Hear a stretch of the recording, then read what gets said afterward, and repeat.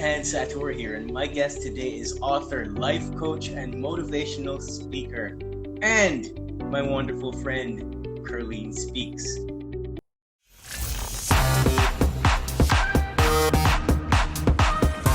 From a young age, I always believed that I was called to reach the masses.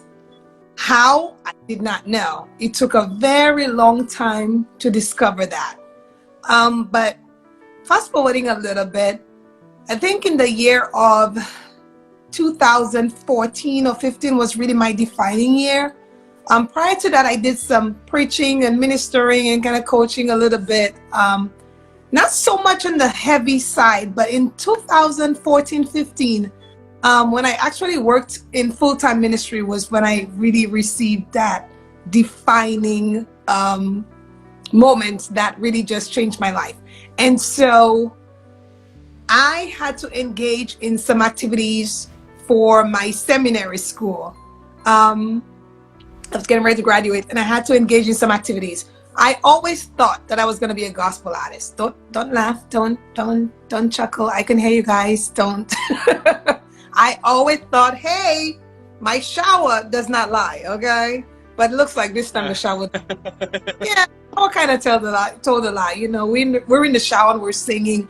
But I always really like singing and you know, in the presence of people. And so we had this project at this particular church, and I had to come up with some kind of creative arts with the singing piece and the second project.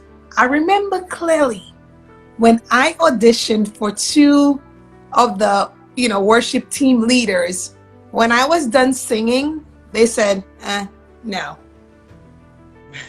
And I thought, who do these people think they are? Like, how dare you, right? And I literally cried. And I kid you not, I cried. I was hurt. I was broken. I thought these people were trying to kill me and kill my dream.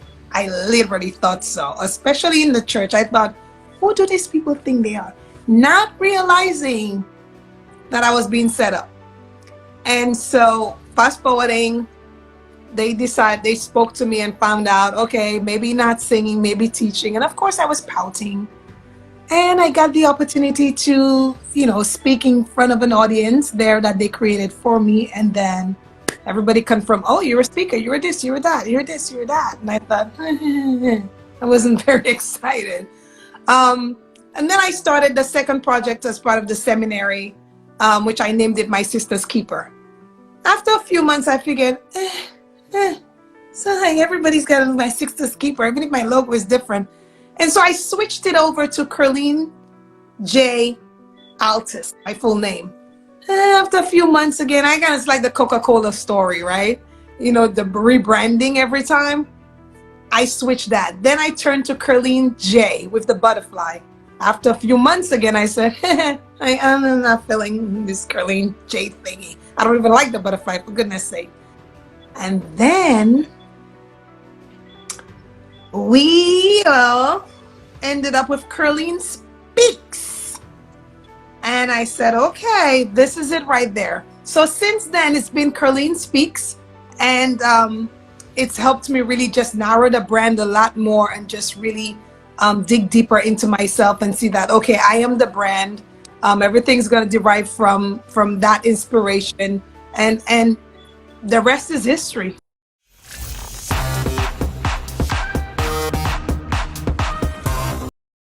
Yeah, I had an experience.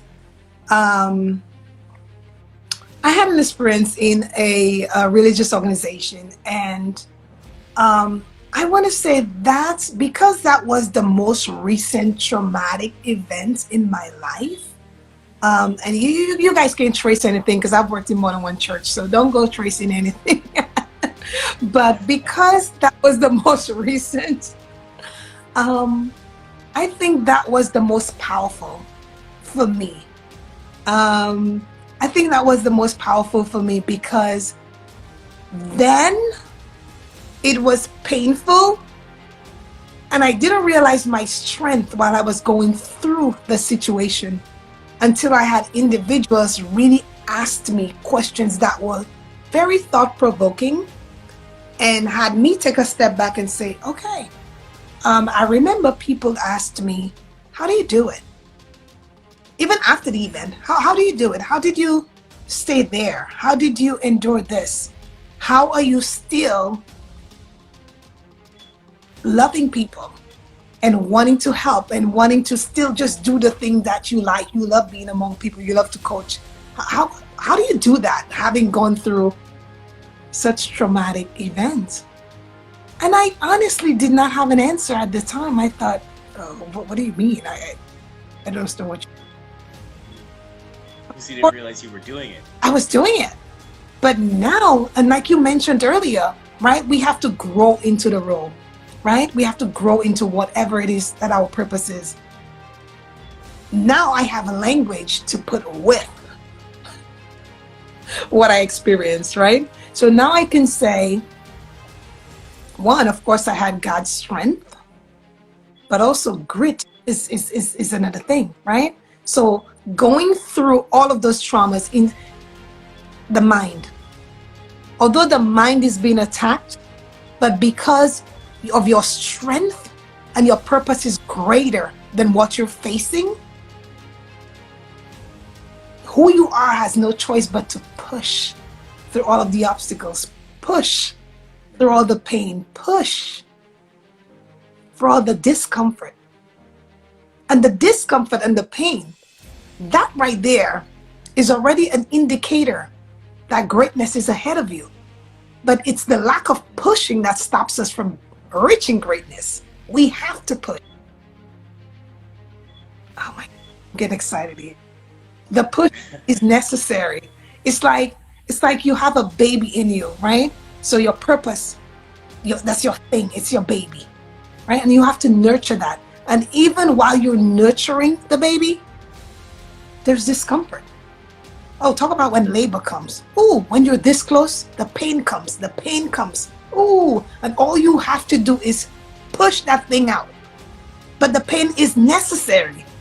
No pain, no baby. No pain, no gain. Right? We have so many cliches that we throw around, but seriously, pain is necessary, and pain is an indicator. Discomfort is also an indicator. It's how you look at things, right? Perspective. So if you're looking at it as, oh my goodness, it looks like everyone's against me, I'm not gonna make it, it's always something, and if you're just whining and crying, I say it's okay to cry. It's okay to verbalize what you feel. I am a big supporter of that. You better put language to what you feel, but you got it going.